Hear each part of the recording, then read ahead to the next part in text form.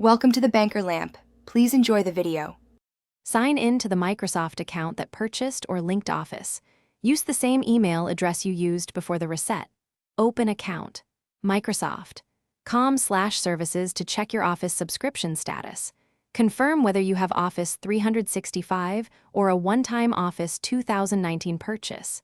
If you bought a boxed copy, locate the 25-character product key on your keycard. If you used a workplace or school account, contact your admin for activation help. Keep your password ready and enable multi-factor authentication. Go to Office.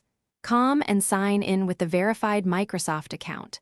Click Install Office and choose the account or install option displayed on the portal.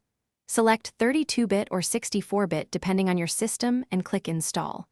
Run the downloaded installer and accept prompts to continue installation. Follow on-screen instructions to complete setup and sign in when prompted. Expect the download and installation to take about 20 to 30 minutes on a typical broadband connection. Open any Office app like Word or Excel to start activation. When prompted, sign in with the same Microsoft account to activate automatically. If sign-in activation fails, choose Activate with a product key and enter the 25-character key.